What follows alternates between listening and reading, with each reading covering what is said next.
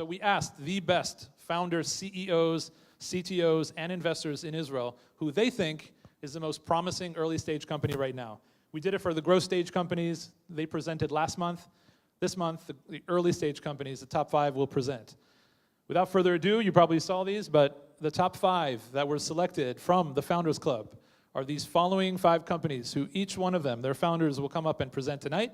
They'll get 5 minutes, and then they'll do 5 minutes of Q&A with a panel. Hi everyone, it's a great honor to be here for the first time. So my name is Itay, as you've probably heard here, and my background is a little bit different. I'm a medical doctor, a physician. Before I graduated medical school at the Hebrew University, actually a friend of mine was involved in a crash with a bicycle, actually a road bicycle crash, and we were together, smashed into a road sign in 65 km/h, lost his conscious, broke his spine, trauma unit, etc. And this is pretty much what brought me the idea of, well, let's start to understand what kind of insights, medical insights we can take from vehicles, especially in the age of connected vehicle and how connected it is. So our first stop on providing medicine through the vehicle is during a car crash, because that's what the sensors today are able to do. We actually utilize whatever sensors are there today with the connectivity which is there today. So in the case of a car crash, there are 2 problems which are very similar. 2 parties have no idea what has happened. The first one is the medical one. No EMS, the emergency medical services, the doctors, no one knows what has happened to the passengers, and also the insurance has no idea what has happened. He doesn't know that a car crash has occurred, he has no idea what has happened in the car crash, how much money is about to pay, etc. So what we do in our company, we practically utilize existing sensors that has been there since about 2000 and has been transmitting data ever since about 2009 in many vehicles. We utilize raw data from those sensors. We do magic, and then we have eventually data that says what has happened both for the occupants and for the vehicle itself. This is an FDA service where we provide that to the OEM's customer. And maybe a word on the technology itself. What you see here, it's a real car crash test. What you see on the left side, on the green line, this is called a crash pulse. This is the actual forces that apply to the vehicle during a crash. What you see, so practically, this one is the fingerprint of the vehicle during a crash. We use this in order to understand exactly what has happened to the vehicle during the crash. Very interesting for the insurance company. The white one is the forces measured to the head of the crash test dummy. What we do in the algorithm, since we cannot put 3-axis accelerometers into passenger's head, we do that. We utilize the crash pulse, which is being transmitted from every vehicle today, into what has actually happened to the occupants. What we do, we practically create virtual sensors, and then we actually measure the forces applied to different body organs. What we do is we use biomechanical tools in order to understand what that force means. What's 140 G to the head for 4 milliseconds means, and that data has been there for the past 4 or 5 years. So every now and then, we make sure that our algorithm and our data is accurate. So what you see in the left is part of our system, and then we go and crash vehicles just for fun to make sure that we're accurate, and those are the results. The great thing is that we didn't see the crash before we had all the data. So when you took it to everyday life, we are running on a beta site with 250,000 connected vehicles here in Israel with a closed loop with the Israeli EMS, where we get feedback for every car crash that occurs. So the machine learning gets better with every time. And in one of the cases, we have received this thing. So we knew what has happened to the occupants, we knew what has happened to the vehicles, and then we checked with the EMS, so we validated what has happened to the occupants with our algorithm, great. And then we got the pictures from the scene, and I hope you saw what has happened to the door there right here. And this is exactly what has happened to the door in the real life. The thing is that we didn't use any camera, any hardware, nothing but the sensors that already exist. So the idea is to be able to utilize only existing sensors that every vehicle has to actually create a very different kind of insurance of course, our two biggest customers are the insurance companies and car manufacturers, where we practically automate the entire process claim using both the data from the occupants and the vehicle. And if you wonder yourself, who cares about that? So only in the US and in Europe, the car crash market is more than $500 billion US. And I'm not talking about money that could have been saved if those people go to work. No, that's money moving from one hand to another one. Law firms pay $672 US for one click in Google. Why? Because they have no idea that a car crash occurs. Everyone looking for the next customer. So this is how big the market is. Just to give you an idea, the virtual coins is 185. Now it's less because the Bitcoin is 4,000 or so. And cybersecurity all around the globe is 130 or so. We have 30 seconds. All right. So this is just to get an idea what we provide to insurance company. We provide the details about what has happened, and this is our vision to become the medical personnel in the vehicle. More and more sensors are integrated into the vehicle to provide a better UX, UI. And what we do here, we use the same sensors, the HD camera, the heart rate, in order to provide ongoing medical personnel insights for the occupants. And that's it. Am I good?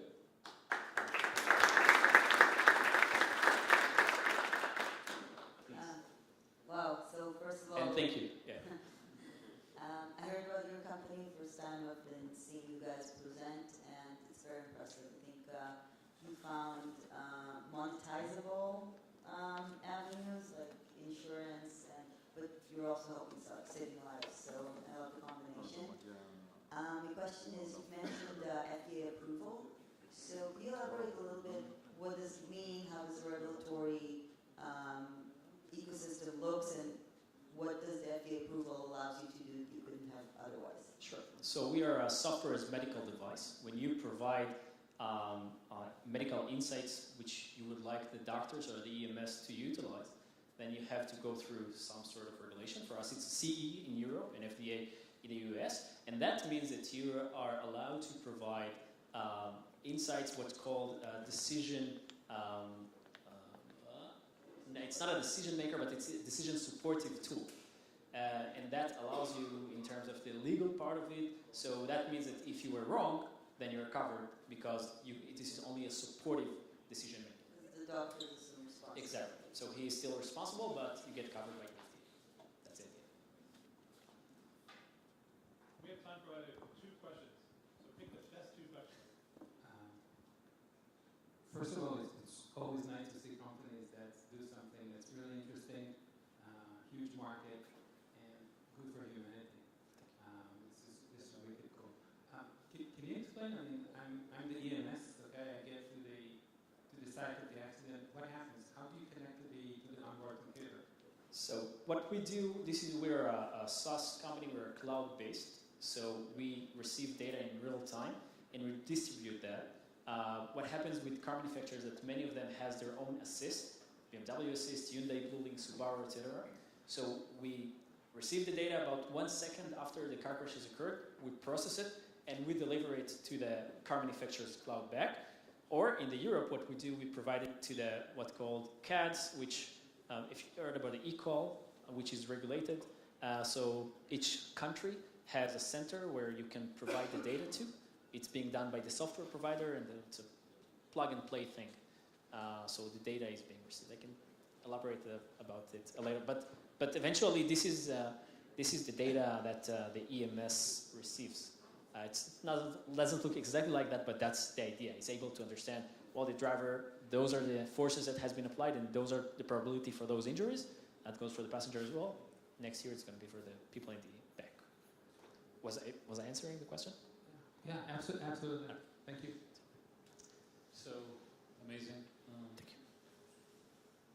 I mean, you hint that you're also catering to first responders.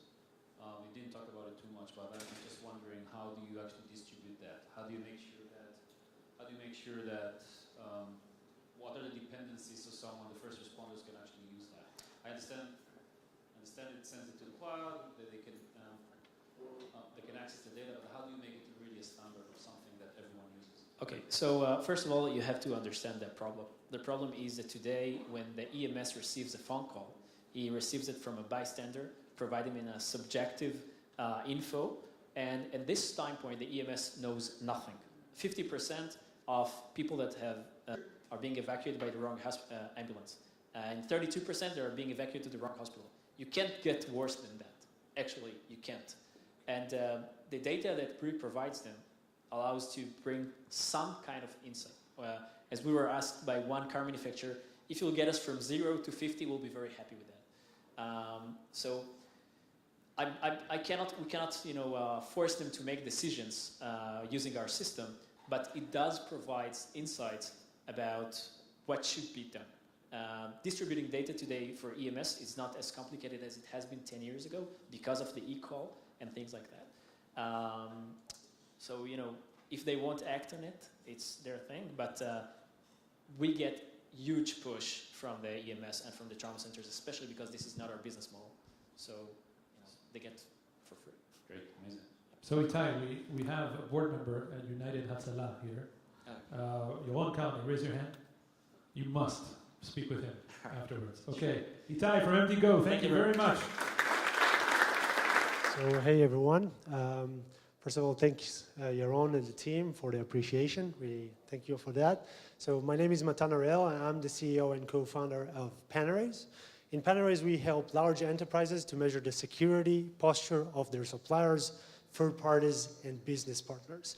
If you think about the largest breaches in the world, like Target, T-Mobile, Lockheed Martin, all have been breached by a third party. What I like to show actually is a small breach in P&I Media, a small company that have, and we see that case over and over again. Hackers go for the weakest link of the supply chain.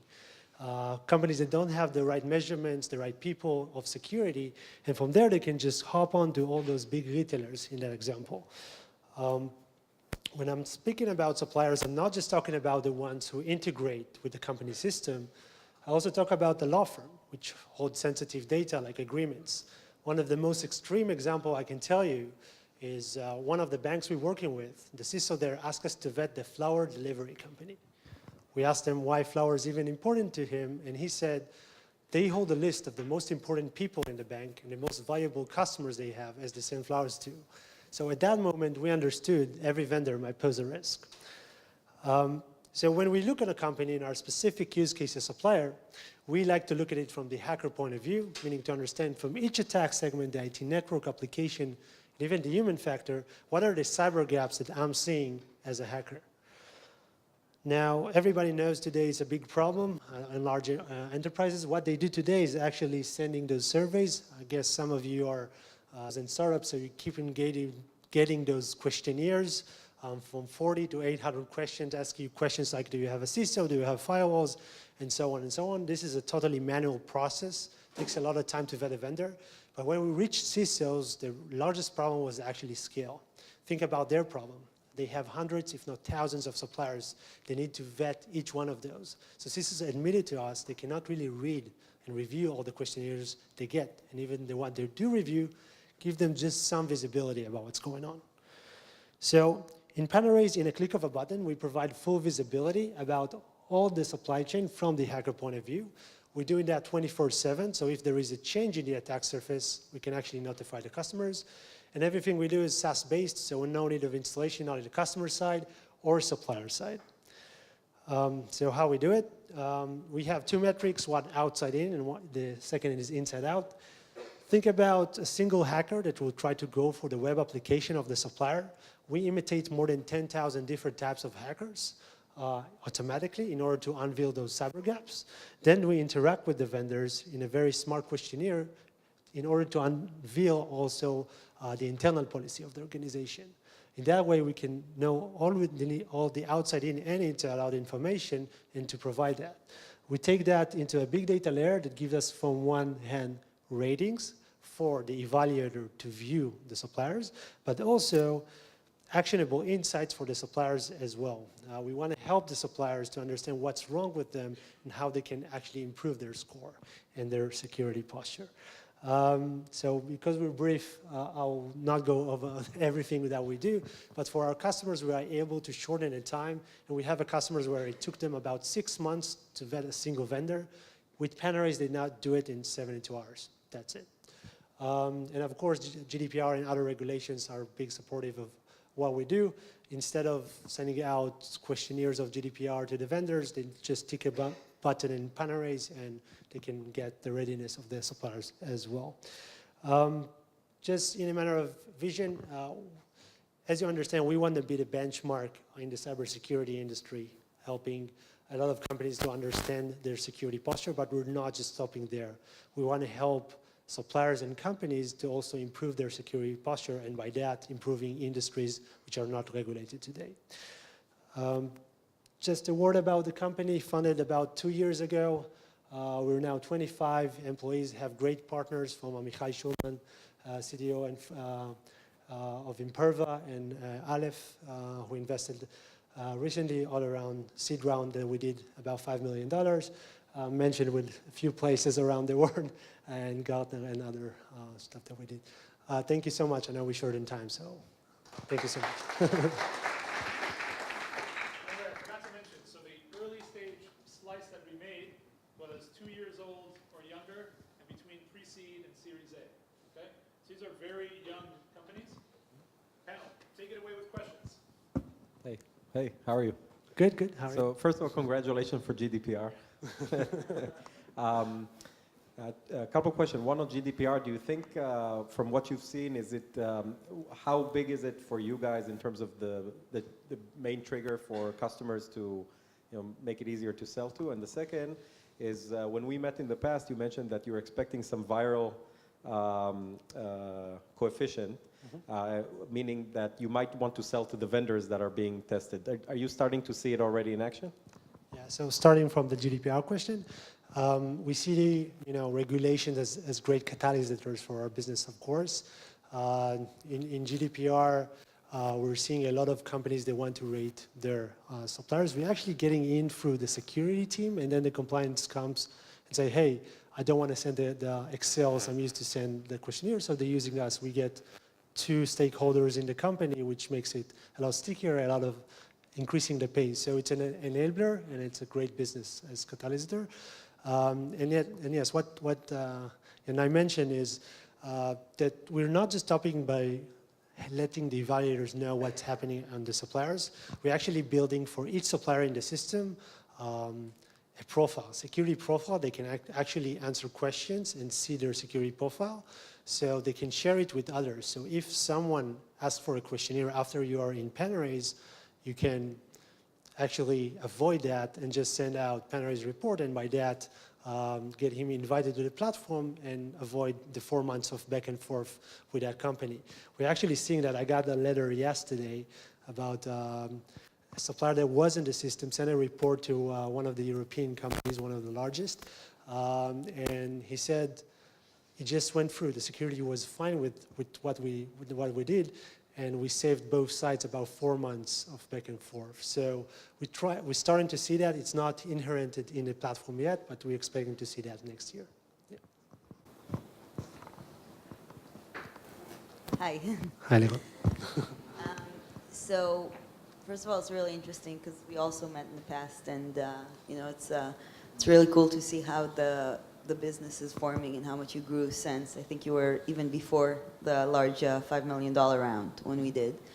What I was curious about, so you're talking about an assessment, right? A process where the business is trying to evaluate or understand threats. So what is the point or the impetus for companies typically to buy your service? And is it an ongoing service, or is it an evaluation that happens and then waiting for the next event? So it's totally SaaS driven, meaning subscription, yearly subscription, which means it's an ongoing thing. You need to vet the vendors, and that's like the way into those kind of large enterprises. They want easier and quicker wins on scale, but they have at least a few. When I say a few, it's hundreds of suppliers.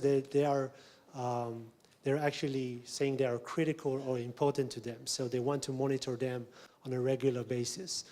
We monitor them through the platform and give that service to them. So annual subscription assessment. And is there a typical event that usually companies, like maybe buying cyber insurance or after they've been hacked or something, it makes companies want to use your service, or it's just... I mean, there was an NYDFS that came, a regulation in New York, and also GDPR in California law. We see companies that follows regulations, but most of the organizations already talks about third-party security in boards today, so we keep on getting hits just by that.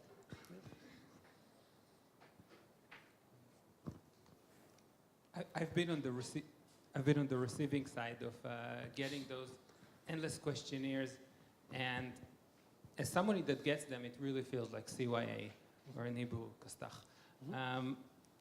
And my question is, if, let's say I'm some random company and my partner companies are Facebook, LinkedIn, Yahoo, Google, a bunch of, highly secured companies, and I sign up with you and you send them your questionnaire and they fill up the questions, are they going to get a high grade? Because every single one of them got hacked.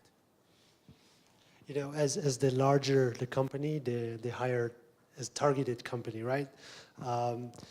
It's more of, it's a different kind of question, because when you look on the supply chain, you won't be worried about the large corporations, right? I gave the example of the smaller vendors. 90% of the vendors in the supply chain are actually small, medium businesses. Those doesn't have the measurements that Facebook have and others, and they are not targeted. I mean, the way they are treated in cybersecurity is for untargeted attacks, not targeted attacks. So they will get more, ransomware and phishing and those kind of attacks, which implements and can cause problems to your business. As for what we're doing with those large companies, we're showing the score. It doesn't mean because they have a lot of attack surface, sometimes those companies see a different, not so good score. I mean, it doesn't really change the metrics that we're choosing to choose. It's agnostic to that. So if it answers your questions or not. I mean, I don't think this has necessarily any bearing on the success of your business. It just feels like absent any real way of understanding how to protect your organization, then we revert to scoring. It's sort of like,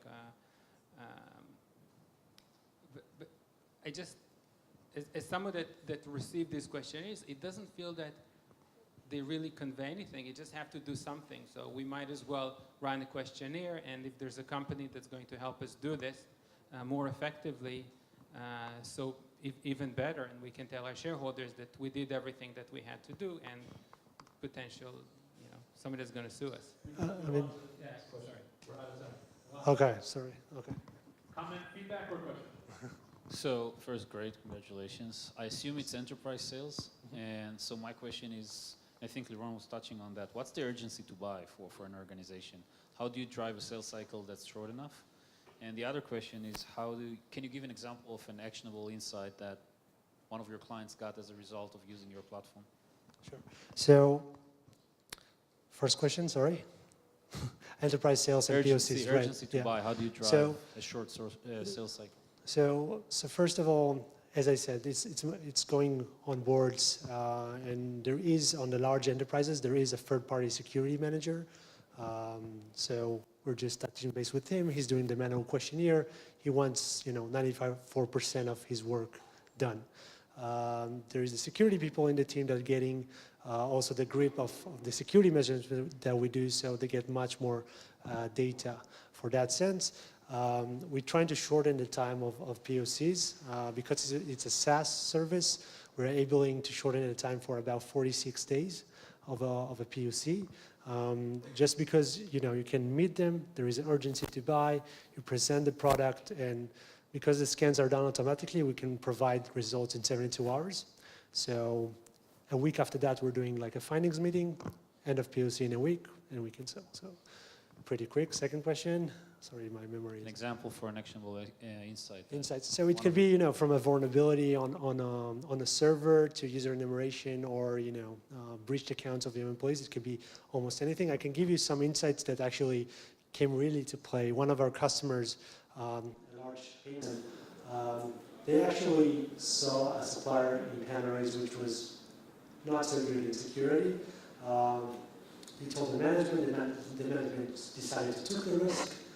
They took it. The supplier was breached. They came to security, and security said, "Hey, you signed on it. We didn't." So that's the use case which keep them in their chairs, not like the target case. So. Okay, Matan, thank you very much. Thank you so much. Thank you. Hi, guys. Nice meeting you. My name is Or. I'm one of the co-founders and CTO of Skyline. I'd like to thank you for the opportunity for presenting here with amazing entrepreneurs and in this club. I'm actually wearing a Panorays t-shirt, both because these guys are awesome and because we still don't have any t-shirts at Skyline. So anyway, Skyline is an AI asset manager for commercial real estate. We founded the company, myself and 3 friends. We've been working together for a lot of years now. This is our 3rd company together. Both companies were quite different, but both of them used a lot of data to optimize stuff. So we have a lot of experience doing that. And at a given point in time, we started to invest personally in real estate. And let me tell you, it was quite easy. All you had to do to make a good return was to invest about 5 years ago. But this has drastically changed in the recent few years. And most investors would agree that we're looking at a totally different market right now. And this is especially a problem with large investors. So if you look at what happens right now in the institutions, we're talking about $176 billion of committed real estate capital, which sits idle, what we call dry powder. Just as an example, one of the largest pension funds in the US currently has around 14 billion in so-called dry powder, so money that is waiting there idle to be invested and couldn't be deployed because of lack of investment opportunities. So how does AI relate to that? How do we solve this with AI? How do we release the dry powder? So this is our platform, Skyline Insights. Basically, you can use it to source and underwrite deals. What you see here is a map where the color coding represents the prediction for the rent growth, and you can zoom in into specific submarkets inside specific markets, like this one in Colorado. So this is the fastest growing submarket, but what are the most interesting assets there? So let's filter out by demographics. So we only want to look at assets where, say, the rent-to-income ratio is around 3%, but we only want to look at assets where our AI prediction algorithm says that the asset is worth at least 50 million, even though there was a recent transaction for a maximum of, say, 49 million, so an arbitrage opportunity there. Of course, we want to say that the transaction was recent. And then once we get to this most interesting asset in this most interesting submarket, what else can we tell you about it? So basically, we're crunching the number from hundreds of different data sources, letting you know things about the debt, the demographics, the online presence scores, and a lot of interesting predictions about things that are like the KPIs of the asset. So the effective rent growth, occupancy concession of the actual asset versus the market and submarket. We also model demand and supply using construction pipelines data, so we have a good idea about what's going to happen there in the next couple of years. And we used unsupervised learning algorithms to cluster groups of similar assets algorithmically, so that we can know where our asset stands versus its competition. We have a lot of other data points, like the employment one here, macro level data like interest rates and stuff like that. And we also generate automatic business model for each and every asset. So things like sensitivity tables, the high level deal insights, like what the IRR would be, what the cash on cash would be. And we automatically generate an institutional grade pro forma waterfall. And this is something that we got to develop after a couple of months of working together with some of the largest investors and private equities. So how do we use this technology? So we use it to gain a competitive advantage. We do not sell or license the platform to anyone. We're not a data provider. Instead, we partner with some of the top real estate players to invest money. So currently, we're working with JLL, one of the largest brokers in the world, Greystone, the largest lender for multifamily in the States. And we just announced a strategic partnership with DWS, Deutsche Bank's asset management firm. Deutsche Bank manages $706 billion annually. That's like 3 times more than Blackstone. It's one of the top 20 private equities in the world. And we just, about 2 hours ago, announced a strategic partnership which includes funding to the company and the deployment of billions of dollars together in the real estate market. We use the AI to enhance the entire deal flow. So it starts with sourcing, that's finding the deals, then underwriting them, then actually maximizing the profit from the asset things like picking the exact time for renovation and stuff like that, and then finally, when is the ideal time to dispose of the asset. So let me talk to you about an actual case study. So this is a deal that we closed about 5 months ago. That was the first AI deal to be closed in the commercial real estate space, where our anomaly detection algorithm detected a positive net demand in a specific submarket of Philadelphia, and we utilized our soon-to-market detection algorithm to pick up a set of specific properties which weren't marketed. That's very important in real estate, to be the first one to actually place the bid. Finally, we used our mismanagement algorithm to basically detect that the asset is not performing as well as it should be, and our value prediction algorithm to see that we can actually acquire the assets for a good price. We have a network of about 24 operators. These are the hands-on real estate guys, and we basically worked with one of them to acquire and close the deal. We do the same with large private equities. We basically what we like to do when we approach them is to work with them on their investment portfolio and show them how we implement an investment strategy based on our AI, which shows them what kind of decision they would make if they had access to technology like ours. So in this case, you can see that we kind of like help them avoid a few bad deals. On average, we can get about 6% higher IRR when we implement our strategy over historical data of such private equities. 30 seconds over. Good, yeah. So we're here to change the way commercial real estate investments work. That's our mission. Kind of like use data and AI to improve whatever we can. And I hope you guys found this interesting. And if anyone has any questions, then let me know afterwards. Cheers. That's all from Skyline. Thank you. Thank you. Panel. Let's start with Yanai. Okay. Really interesting and Thank you. And great presentations. And he's a CTO, by the way, right? Yeah. I love it when CTOs present. I think the CTOs present better because I agree. They don't sell. Thank you. It's really amazing. The question is there the AI part of it? Okay, it seems like there's a lot of algorithms, a lot of smarts into it. Question is there a positive AI cycle where you get the data and then you can improve, especially to create some advantage over the next group of very smart folks that say this is really interesting, or a hedge fund or a real estate company that wants to do the same? So that's a very good question. I think there are two answers to that. The first is yes, indeed, with every deal that we close, with every operator that we start working with, we get more data and more accurate data, which improves our models all across the board.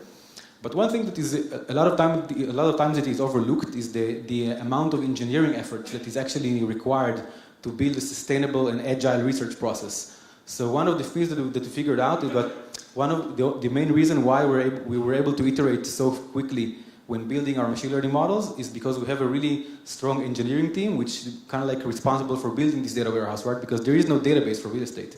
You have to work really hard to construct it and make sure everything is accurate. And so I think that's one of the main barriers of entry to just regular private equities. So these guys could hire the data science talent, but they will never be high-tech companies, right? They will never be Google, which is I think what Skyline aims to be. Can I? Hey. So a few questions. First, what's the business model? Are you charging as a SaaS, or are you partnering with? And if you are charging as a SaaS, why? Why not just take a percentage of what people are doing with your platform? So we are not a SaaS company. We do not charge something like a license fee. What we do is we partner with private equities and large investors to establish investment vehicles augmented by our technology. So the revenue model is we didn't invent anything there. We're kind of like any other asset management. There is basically fees that are related to the fund. Rule of thumb, about 9% of the equity that is raised is our revenue. 9% of the equity was raised for a specific structure, a specific... Yes, indeed, yeah. Great.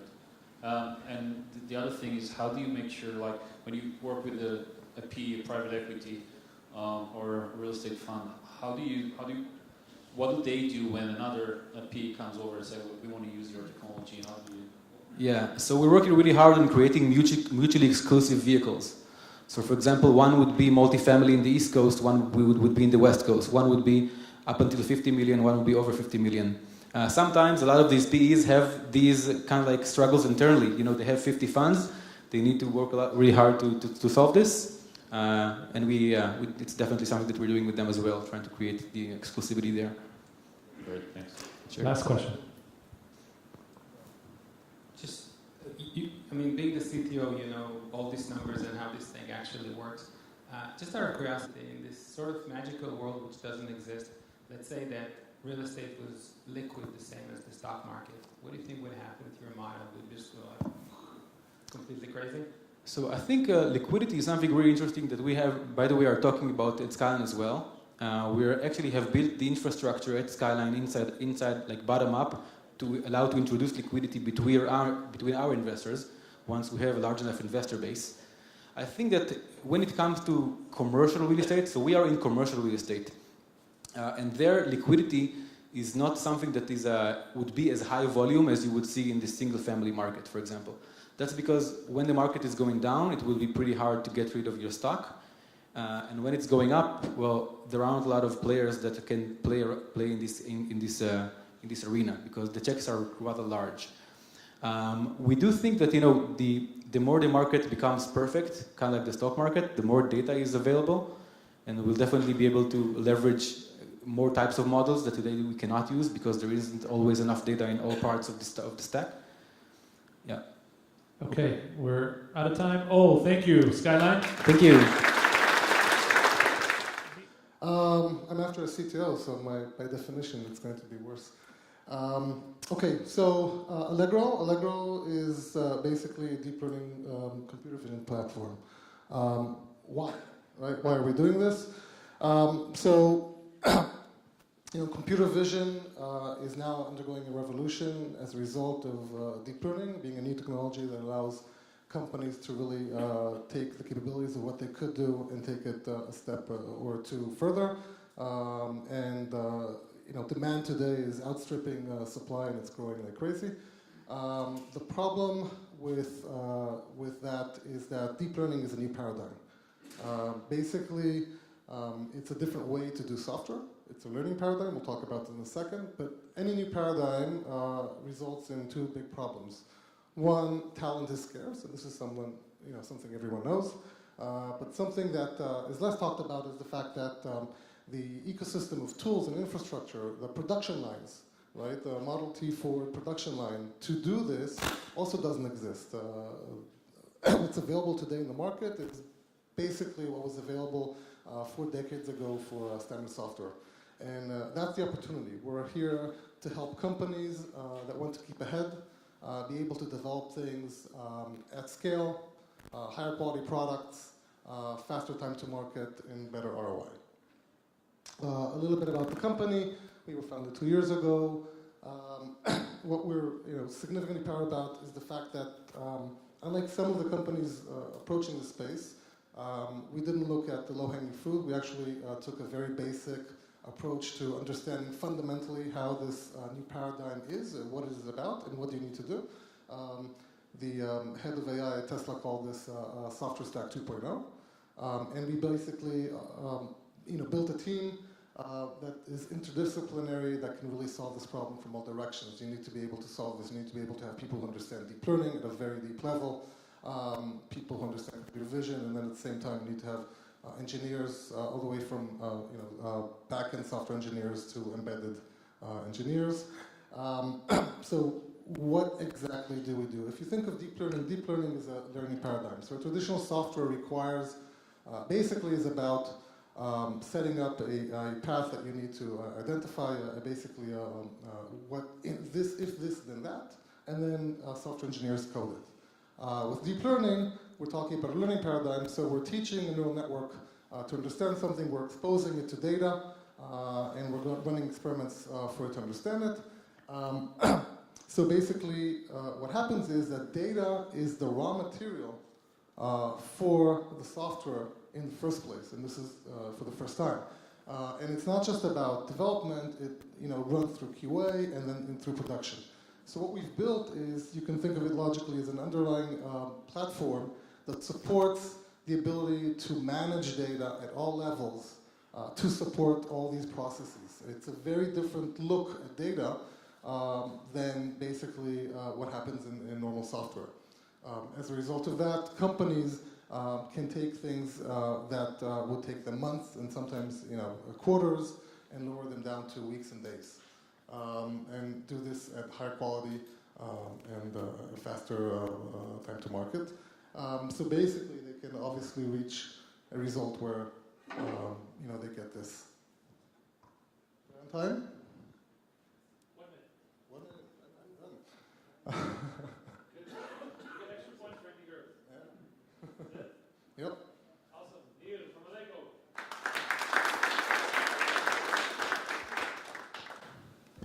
Hi, great presentation, and I can really understand the need. A lot of the startup companies we've invested in, I feel like the top ask is get more data science talent, get more deep learning talent, and you are right that they're struggling on that end.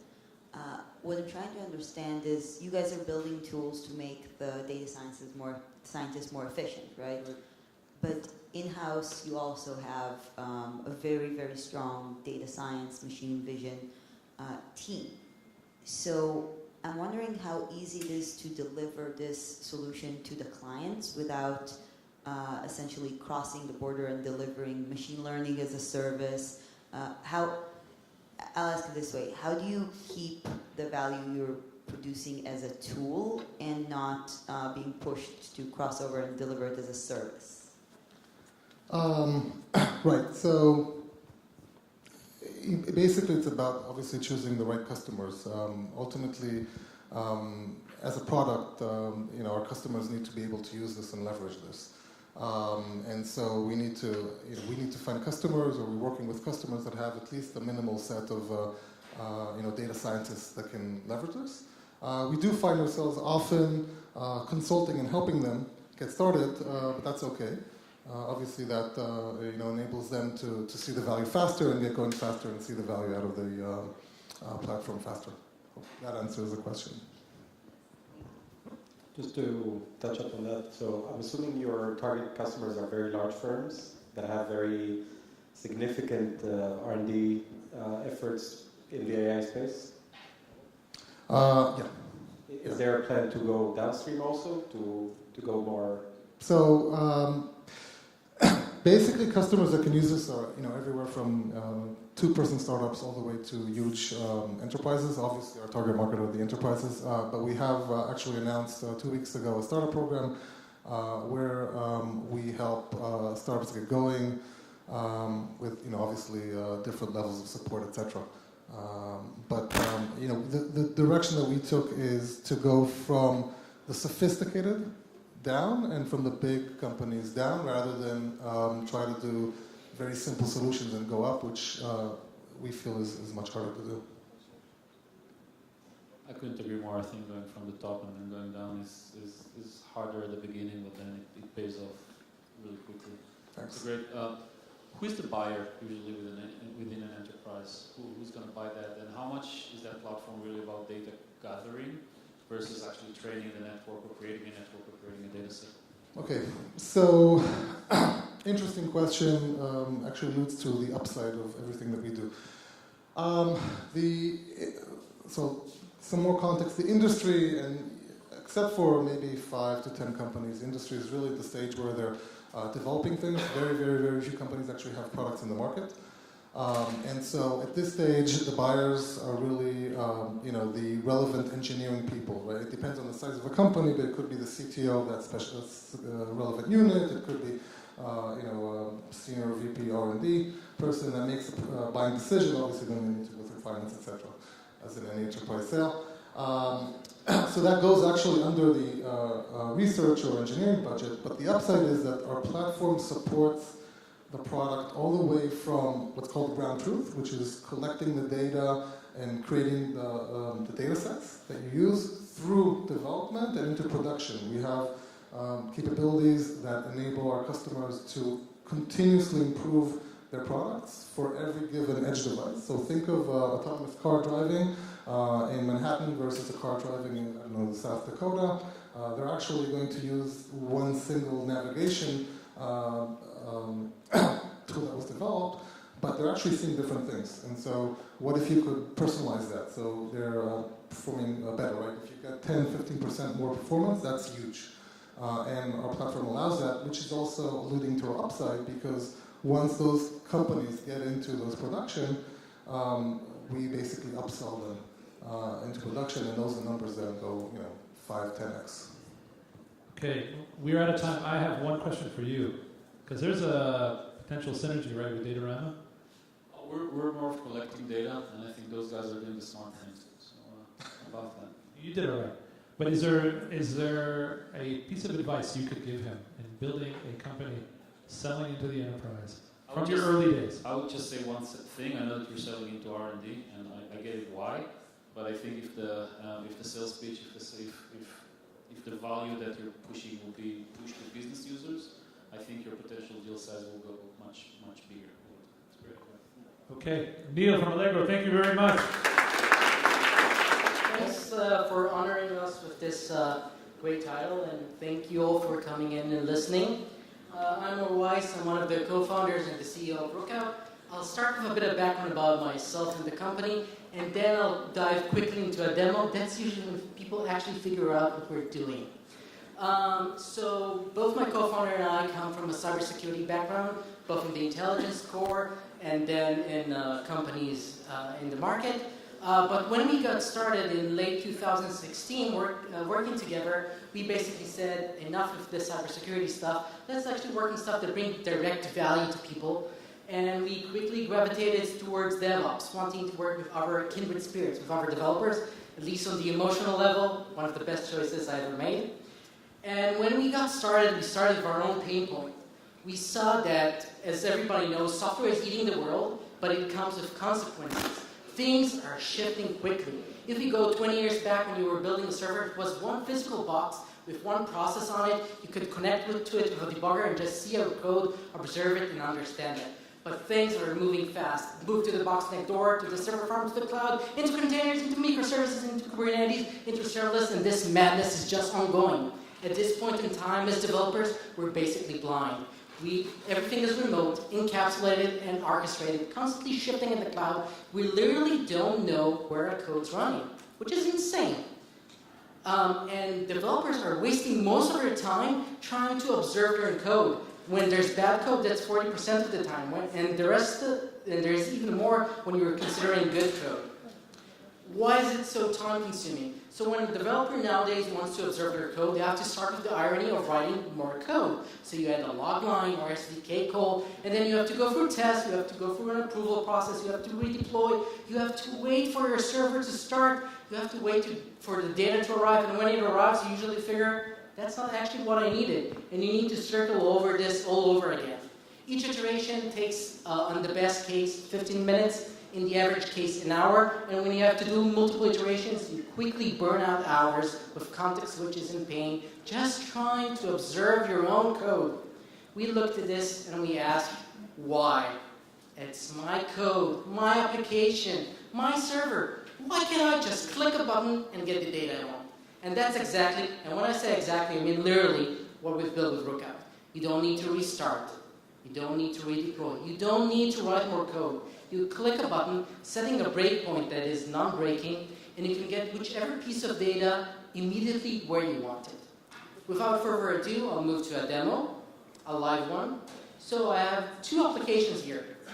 One on AWS within Kubernetes, a simple to-do app, where you can add tasks to the list, and a microservice serverless function running on IBM Cloud that generates random tasks. When I click this Generate To-Do Task button, it actually connects to the microservice and adds our random task, an AI-selected task to our to-do list. Now let's say I want to debug this code. I want to understand why it's misbehaving or how I can develop it onwards. I have our interface here at approokout.com. I can easily load my code in either through GitHub or local files and view it in an interface that looks like home, like a regular IDE. And here we can see the code for the Node.js IBM Cloud function. And let's say I want to debug that just before it returns. I can simply click on the line and assign a rule here. I can also debug the Python application running within Kubernetes on AWS.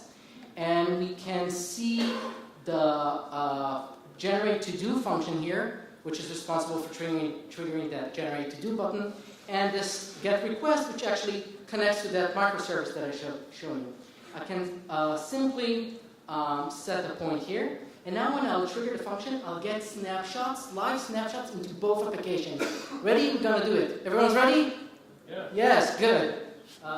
Just checking that you're alive. Okay, we click generate to do, and you see the application doesn't stop. Our breakpoints are non-breaking. And you see we got look for a restaurant here, and if we go back to Rookout, you'll see we get two snapshots. One for our Python application, and we can see that we got that answer from that microservice. And we've got another snapshot for our Node.js Cloud Function IBM service, and we can see that the random number that was generated, sorry, the AI decision was number 3, which is actually look for a restaurant.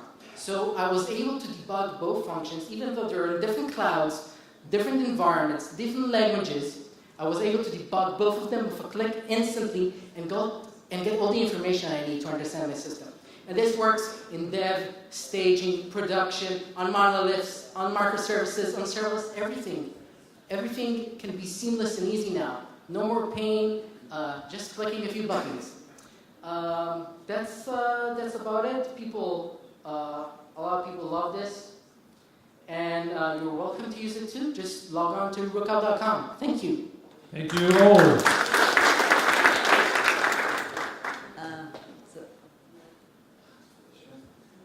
Great presentation, by the way. Thank you. I did try. In a truly serverless kind of environment, one of the problems is that the architecture gets crazy really fast. Right. How do you actually make sense out of it? I mean, you showed 2 functions, but what if you have like 10 and it's in production and you need the context for everything? How does that work? Right. Well, I'll show you just the tip of the iceberg here. There's a whole product that I can condense into 5 minutes. We basically have a feature called workspaces that allows you to create segmentations views on top of your infrastructure using any filters that you want, IPs, image names, environment variables, and you can create a workspace and collaborate with other developers on that snapshot and just create that specific view that you need at that point in time. So if you look at serverless environment, who would you consider as competitors for what you do? So currently, this is a very drastic claim, but it's true, we're the only solution out there to debug live serverless functions. When you go to the cloud vendors, what they tell you is, like AWS will tell you to use symlocal, which is deploy your own serverless server to run locally so you can debug that. And I think that's insane. I asked for serverless and he told me to build a server. So Rookout is currently, I'm happy or sorry to say, the only solution out there to do this. Great, thanks. You're welcome. So, at least over the past few years, my idea of programming was recording macros in Excel. So, and even I was impressed. So, thank you for that. The demo was really helpful, and the presentation was amazing. Thank you. What I was wondering is, okay, so you built this tool, developers love it. I can see why.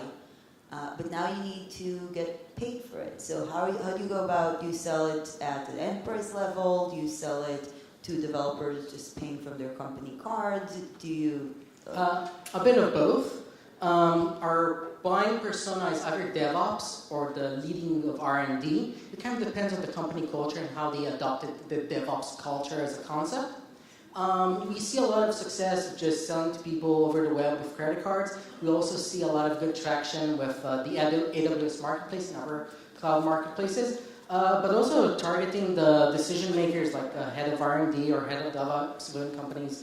Our main value proposition is save time and pain for your developers. And there are companies like Lyft, for example, that have developer wellness personnel that are responsible to improve the experience for developers. And it's kind of an easier pitch for them. Hope that covers that. Yeah, but just to touch upon that, do you see enterprise sales in the near future? We're already doing enterprise sales. Okay. Yeah. And just a couple of comments. One is not enough AI.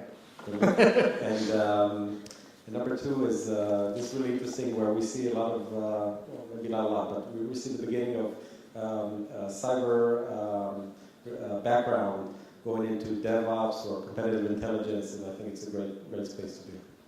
I agree. Thank you. Awesome. Talmon, do you have anything?